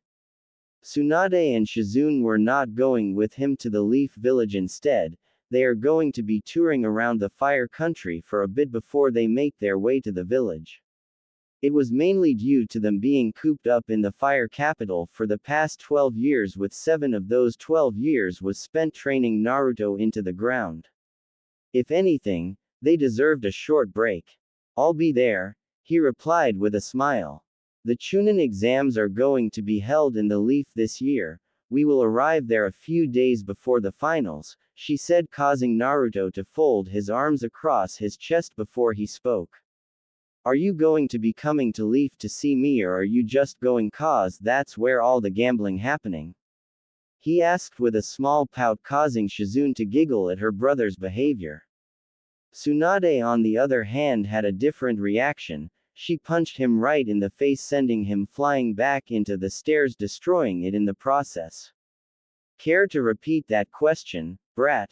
Tsunade asked threateningly. You know, with me no longer around, Naruto began as he pulled himself from the rubble of the stairs and dusted himself off. I wonder who is going to fix all of your messes, he said before channeling some chakra into his foot and stomping it on the ground. As soon as he did that, wooden beams broke through the floor and formed a new flight of stairs to replace the old one. With you gone I won't have a reason to be making any mess, Tsunade retorted with a smirk on her face. Oh, you know you are going to miss me, Naruto said as he walked up to his grandmother. She smiled at him before pulling him into a warm hug. Be safe, she whispered while hugging him and fighting back tears at the same time. I will, Naruto replied as he broke the hug and turned to his big sister who already had tears streaming down her face. I'm going to miss you, Naru, she said as latched onto Naruto. Big sis, you're acting as though you're not going to see me again, Naruto said as he tried to comfort his sister. I know, she said as she let go of him and wiped away her tears. Good. Now where is Tauntaun? He asked as he began looking around for Shizune's pet pig that she got 2 years ago. Oink! Squealed the little pig as she ran out of the itching towards the living room after hearing her name being called. Now Tauntaun, I am leaving both of them in your care. Try to keep them out of trouble, he said as he knelt down petted the pig's head. Oink! The pig replied while pointing her snout up in the girl, causing Naruto to smile. Good, he said before he stood up and pulled both Shizune and Tsunade in for one final hug. I should head out now, he said as he let them go. Send us a message when you get there and try to stay out of trouble, Tsunade said, causing him to grin. I always stay out of trouble, he replied as he made his way to the door, causing the two women to sweat drop. They walked up behind him as he exited the door and stood in the doorway as they watched him leave the compound. Is he going to be okay? Shizune asked as she stared at Naruto walking away. I think the question you should be asking is if the village is going to be okay, Tsunade said with a chuckle, knowing her grandson's tendencies. Naruto was taking in the scenery of the streets of the capital as he walked by. This was the first time he was walking outside the compound without either his big sister or his grandmother with him. Smiling to himself, he placed both of his hands in his pocket, continue making his way to the main entrance of the capital. It took about 15 minutes for him to get to the main entrance, considering he was simply walking and taking in the sights. When he reached the gate entrance, he saw that there were two samurai guards standing on either side of the entrance guarding it. When the guards saw him approaching, they stood at attention. They were quite familiar with who Naruto was due to the fact that Tsunade, Shizune, and he would frequently visit the Fire Lord and his wife at the palace. Greetings, Lord Senju, both guards said simultaneously, causing Naruto to nod his head and wave at them as he walked out of the entrance. He was quite accustomed to people calling him Lord Senju by now, after the guards and palace servants would do it every time he visited there. His grandmother told him to get used to it because it was what people would be calling him back at the Leaf. Naruto took 3 steps outside of the capital before he stopped and stared at the lush forest ahead of him. It was at that moment he recalled something. He had not the slightest clue how to get to the Leaf Village. Deciding to ask one of the guards, he turned around and spoke to them. Can either one of you tell me how to get to the Leaf Village? He asked as he looked at them. The guards looked at each other for a second before the one on the right spoke up. It is directly south of the capital, he said while looking at Naruto. It is about a 2 to 3 days journey from here depending on your speed, he said, causing Naruto to nod his head before he spoke. Thank you, Naruto said before he turned and started walking south. This was the first time he was outside of the capital. He was going to take his time and truly soak in the scenery around him. He walked through the forest for about 5 hours before his stomach started grumbling. Guess it's time for lunch, he said as he stopped and began looking around to find a place for him to eat. Soon the sound of running water invaded his ear, causing him to turn his attention to the left and began walking in the direction of the sound. He walked for about 5 minutes before coming to the edge of a riverbank. This is a nice place to eat, he said before he plopped himself down on the grass at the edge of the bank and flicked his wrist, activating the storage seal. 1 second later, with a puff of smoke, Naruto was revealed holding a small storage scroll in his hand. He opened the scroll and placed it down in front of him before he sent some chakra into the seal, creating another puff of smoke. The only difference was when the smoke disappeared this time 2 large bowls of ramen were in front of Naruto, still piping hot. Got to love storage seals, he thought to himself as he picked up a pair of chopsticks and one of the bowls before digging in. It took him 5 minutes to finish both bowls of ramen, and by Naruto standards that was him taking his time. After he finished, he resealed the empty bowls into the storage seals and then stood up, turned around, and began making his way back from where he came from. He walked for a couple of minutes before he stopped and looked to the right, then the left, then in front of him, and then behind him. I have no idea which direction I came from and which direction I'm supposed to be going in, Naruto said to himself as he looked around him. Everything looked the same to him and he was fairly sure he was not where he started before making his way to the riverbank. Well, this suck, he said with a sigh as he ran his hand through his hair. I'm pretty sure I came from over there, he said while pointing to the right. And I am supposed to be heading south, which is in that direction.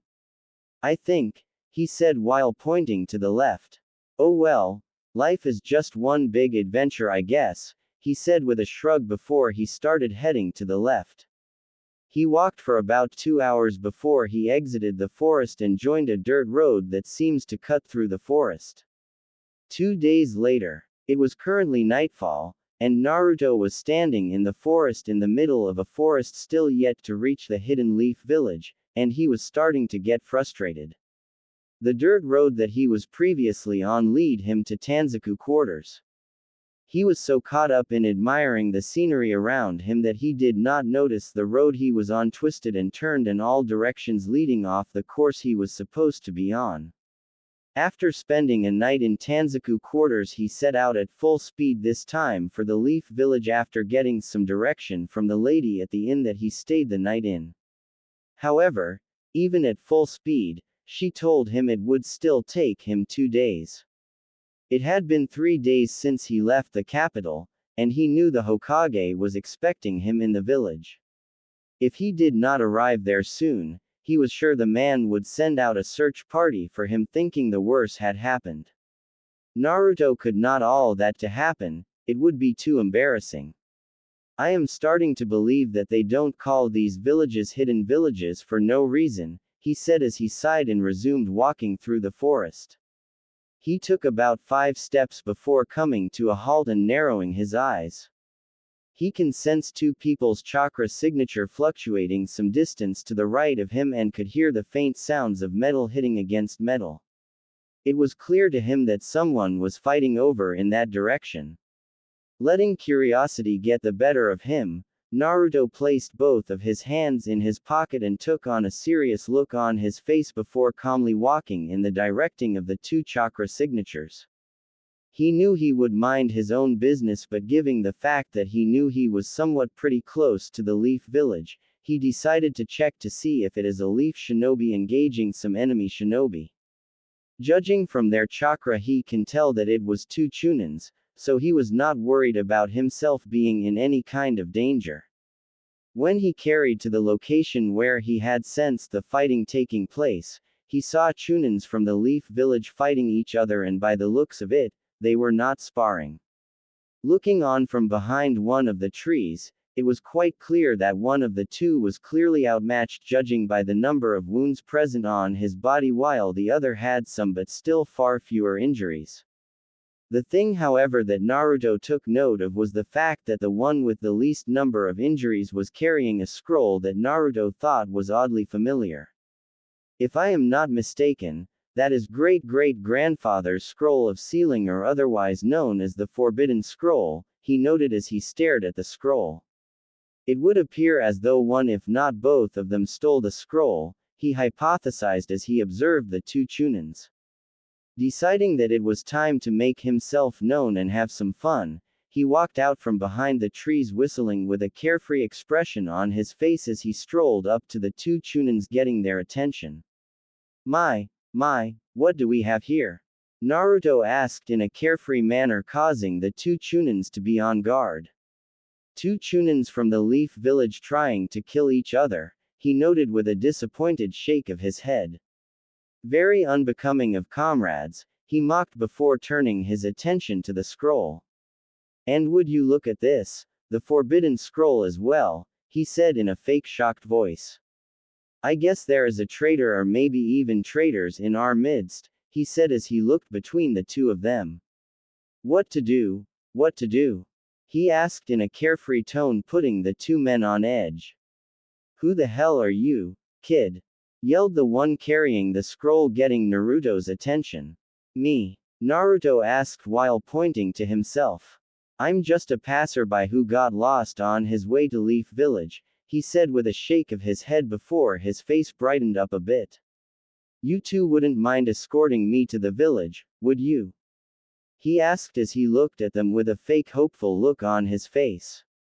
Naruto's carefree attitude about the whole situation was really putting the two men on edge. What are you doing? Shouted the one who was more injured. Run before he kills you. He yelled. In Iruka's mind, that was just a boy in front of them, a boy who was about to get himself killed. Hearing Iruka warning the boy, Mizuki gained some confidence seeing Iruka worried about the boy's safety. It made him believe that Iruka thought that he could easily kill the boy. Too late for that, boy. Mizuki said with a murderous look in his eye. I'm going to kill you, then kill Iruka and make my escape to Lord Orochimaru. He yelled out with a crazy look on his face as though he had gone mad. Soon. Very soon I'll have all the power in the world. Ha ha ha ha. He said before finishing with a maniacal laugh. I'm sorry, but I am afraid that I am still going to need you to escort me to the village, Naruto said before the grin on his face disappeared and was replaced with a dangerous look on his face. And you are going to by force if necessary, he added as he flared his chakra causing his body to be surrounded by a green outline and the pressure in the surrounding area to increase. Mizuki and Iruka's eyes widen in shock at the amount of chakra that was being released by the Bai in front of them. Just who the hell are you? Mizuki asked, shouted with fear ever so present in his voice. Naruto stared at him be made a single hand seal and spoke. Wood style. Wood binding jutsu. He said in a low voice while holding the snake hand seal. As he said that a large tree branch with leaves on it burst out from the ground under Mizuki's feet and coiled its way around the Chunin binding him in place.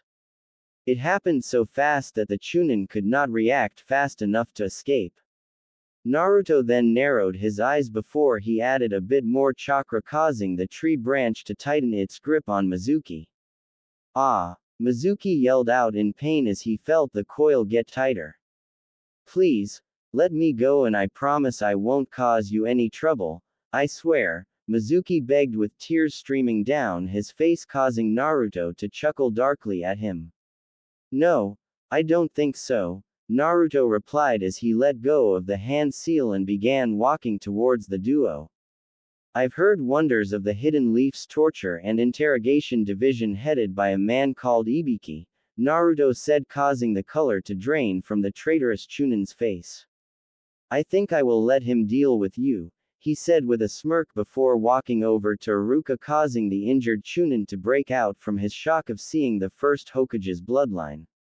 Do not panic, I am just going to heal your wounds, Naruto said as he knelt down beside Iruka and began healing the shinobi with medical ninjutsu. Thank you, Iruka said with a grateful smile on his face. Naruto nodded his head and just continued to heal him. While healing Iruka, Naruto created 2 shadow clones without using a single hand seal. One clone went over and picked up the forbidden scroll and brought it over to Naruto while the other went over and severed the bottom on the tree branch that was binding Mizuki so that they could transport him. Upon severing the branch, Mizuki fell over while still bounded, hitting his head pretty hard against the ground, knocking him out. After he finished healing Iruka, Naruto stood up and picked up the forbidden scroll. Iruka was about to say something to him about the scroll, but before he could, a tree branch similar to the one binding Mizuki burst up from the ground and wrapped itself around him as well. What is the meaning of this? Iruka yelled, asked. It's nothing personal, it's just a precaution, Naruto said with a shrug. For all I know, the two of you are in on this together and he betrayed you, he said while creating 2 more shadow clones to carry Iruka while the 2 from earlier would carry Mizuki. When we get to the village, the Hokage will decide if you are innocent or not, he added before signaling the clone to pick them up. Which direction is the village in? He then asked while looking at Iruka. Straight ahead, Iruka replied, causing Naruto to nod his head before he began walking in the direction of the village with his 4 clones carrying the 2 Chunins behind him. He walked in silence for about 15 minutes before the village walls came into view. Naruto could not help but smile at the fact that he had finally arrived at the village. So, this is the Hidden Leaf Village, he said as they approached the entrance. As they were approaching the entrance, about 6 shinobis all ranging from Chunin to Jonin appeared in front of the gate ready to confront Naruto. Naruto was not really all that worried about the 6 of them. He continued walking towards the gate without a care in the world. Halt and identify yourself. A Jonin wearing dark sunglasses ordered. Who the hell wears sunglasses at night? Naruto asked in a confused tone as he continued to walk towards them. The sunglass-wearing Jonin was named Ebisu, and he was slightly ticked off that the kid carrying the forbidden scroll just ignored his order. I said halt and identify yourself. Ebisu repeated a bit louder this time. Oh right, I'm Naruto. Naruto said with a carefree smile on his face as he stopped in front of the group. Can all of you move out of the way? I got an appointment with the Hokage that I am a few days late for. It would be incredibly impolite to keep him waiting for any longer, he said with a smile. The 6 shinobi all looked at each other unsure what to do. And what business do you have with the Hokage, brat? One of the Chunin asked. I'm sorry, I wasn't aware that the Hokage's business was any of your business, Naruto replied with the carefree smile still on his face. The Chunin who had asked the question growled when he heard Naruto's reply. Just who the hell does this little brat think he is? He thought to himself in anger. Now all of you have 2 options here. You can either escort me to the Hokage, he said with a smile before wiping the smile from his face and replacing it with a serious look as he narrowed his eyes and flared his chakra slightly. Or get the hell out of my way, he said lowly, causing some of the Chunins to take a step back, including the one who spoke up earlier. We will escort you to Lord Hokage, another Jonin said, getting everyone's attention. Naruto looked over at him and saw that he had a Senbon needle in his mouth. Naruto smiled at him and suppressed his chakra once more. The group of shinobi then escorted Naruto to a large red building with fire written on the front. In front of the building were even more Chunins and Jonins, and standing behind them all was an old man wearing a white robe. Lord Hokage. This boy approached the southern gate with the forbidden scroll in hand along with Mizuki and Iruka as his captives, Ebisu yelled out, getting everyone's attention. He claims to have an appointment with you, he added, causing the Hokage to raise an eyebrow and walk to the front of the group of shinobi to see who had an appointment with him. When he got to the front of the group, he gasped in shock at the boy standing before him. It was as though he was staring at a younger version of the 4th Hokage. It was not until he saw the whisker marks on each cheek did he realize just who it was. Naruto. The Hokage called out in a slightly surprised voice. Hello, Lord Hokage, Naruto said respectfully with a smile. Sorry I'm a bit late, I kind of got lost on the way here, he said with an embarrassing chuckle. Well, you are here now, the 3rd Hokage said before he looked behind Naruto at a bounded Mizuki and Iruka. Can you explain what happened with them? He asked, completely not noticing the fact that they were bounded by trees. Sure, Naruto replied with a smile. While I was heading here, I came upon these 2 trying to kill each other in the woods. The unconscious one was in possession of the scroll while the other one was getting the living hell beat out of him, he said, causing Iruka to look away in embarrassment. Long story short, I captured both of them and took the scroll because I didn't know if one of them stole it or both of them stole it and one betrayed the other, Naruto said with a nonchalant shrug. Oh, here, he said before handing the scroll over to the Hokage. Mizuki was the only one who stole the scroll, the Hokage said while looking at the still unconscious Chunin. Uruka was part of the search party that I sent out to retrieve the scroll, he added as he turned to the academy instructor. Nodding to the Hokage, Naruto signaled the clone to set Uruka free. Take the thief to Ibiki. The Hokage ordered the shinobi around before turning back to Naruto. Let us go to my office, Naruto, he said before turning and walking towards the giant red building while holding onto the forbidden scroll. Naruto dispelled his clones before following the Hokage to his office, leaving the shinobi behind to deal with the scroll thief. Just who is that boy? One of the shinobi asked as he stared at Naruto walking away. How the hell did he bind Mizuki with a tree? Another asked, drawing attention to the fact the traitor had a tree branch wrapped around him. Guys, a random Chunin stuttered out. Is that symbol on the back of his shirt what I think it is? He asked while pointing to Naruto's back. Everyone looked over to Naruto and saw the Senju clan's crest on his back, causing their eyes to widen. The Senju clan, one of them whispered out in shock. It was at that moment a few of the smarter ones began looking between Naruto and the tree branch that was binding Mizuki. Impossible, one said in a whisper. The first Hokages would release, another said before he turned and looked at Uruka as if to ask if it was true. Yes, you are correct, Uruka replied, getting everyone to look at him. He possesses the bloodline of the first Hokage, he said, causing everyone's jaws to drop. Hokage's office. As they entered the office, the Hokage went to sit behind his desk, but then he remembered that the chair, which is usually on the opposite side of his desk, had been sent out to be replaced that afternoon and a new one would not arrive until the next day. I'm sorry, but the chair which usually there was sent out to be replaced, he said as he looked at Naruto with an apologetic look on his face. It is fine, Naruto said with a wave of his hand before he stomped his foot on the ground, causing a few small beams of wood to sprout up. In a matter of seconds, a new chair made out of wood was there for him to sit on. Wonderful, the Hokage said as both he and Naruto sat down. The Hokage sat down and blinked for a few seconds as he stared at Naruto, who was grinning at him. His eyes then widened to the size of dinner plates before he sprung up back to his feet and pointed at Naruto. Why you just? He stuttered out in a shocked voice, causing Naruto to burst out laughing. Grandma was right, people's reaction to my bloodline is hilarious. Naruto said while laughing. The Hokage plopped himself back down on his chair before he let out a sigh. I'm getting too old for this, he said, causing Naruto to only grin at him. When did you unlock it?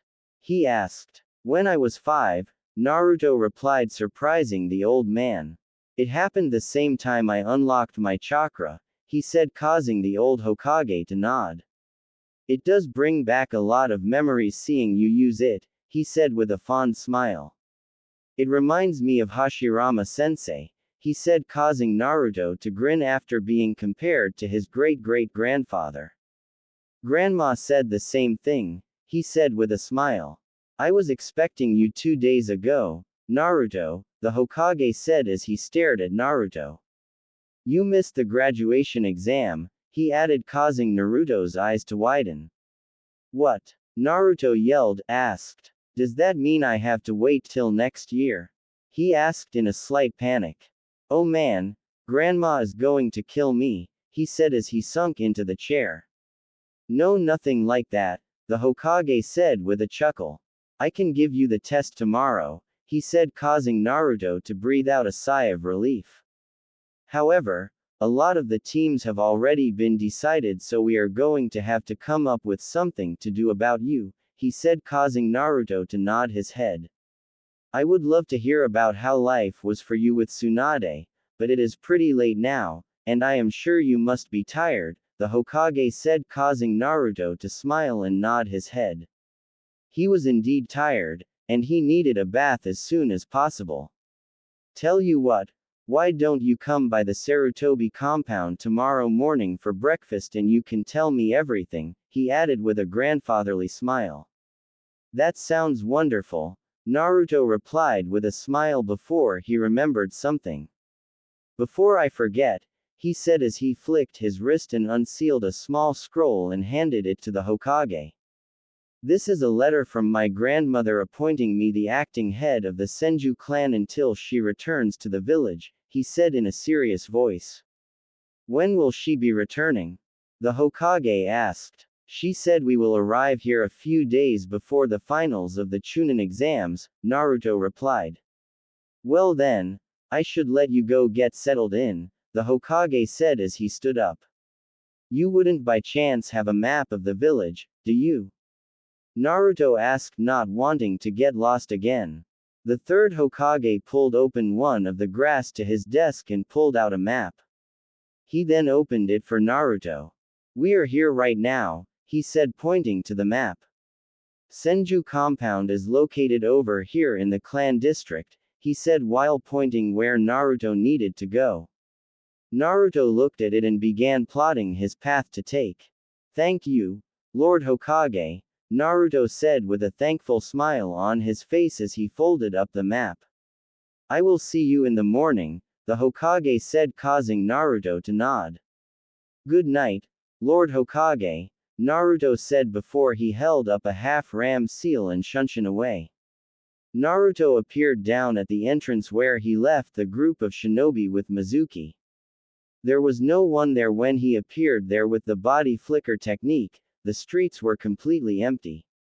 Naruto looked around at his surroundings for a bit before he opened the map and began making his way to the clan district where the Senju compound was located.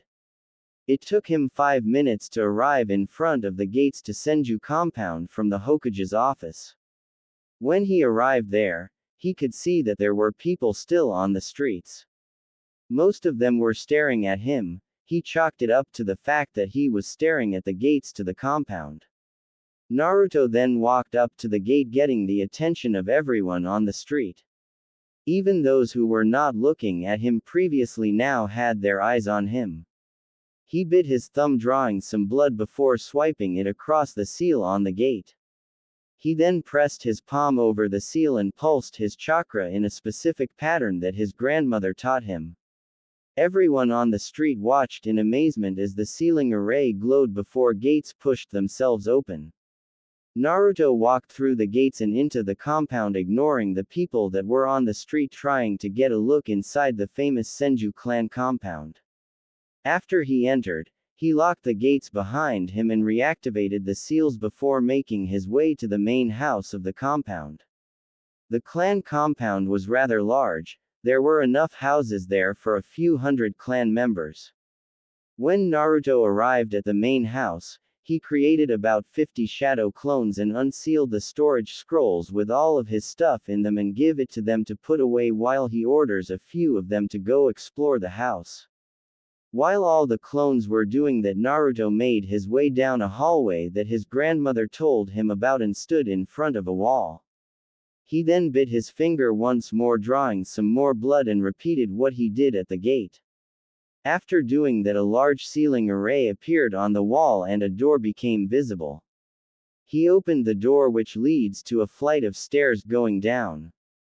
He walked down the stairs and came upon another door, which he did the same thing he did to the previous one, unlocking the security seal which was placed on it. Once it did that, he opened the door and stepped into what his grandmother described as the Senju clan's vault. As he stepped into the room, the lights automatically came on and Naruto could only marvel at the number of weapons, books, and scrolls that were in the room. Whoa, he said in amazement. It was inside this room that all of his great-great-grandfather's jutsus were locked away in, along with a lot of books, weapons, and scrolls that were spoils of war. As Naruto was looking around, his eye caught a rather large scroll in the corner of the room just next to the door. It was a white scroll with a black and silver lining. He walked up to it and picked it up. Wonder what this is? He asked himself before he opened the scroll, and could not help but smirk when he saw what it was. A summoning contract, he said with a smile before a puzzled expression appeared on his face. Why are there no names written on it? He asked as he saw that there was not a single name written on the contract, signifying that there had never been a summoner for this contract. I wonder what kind of creature this is for. He asked himself before he caught a glimpse at a picture of the animal at the bottom corner of the contract. Interesting, he said with a smirk.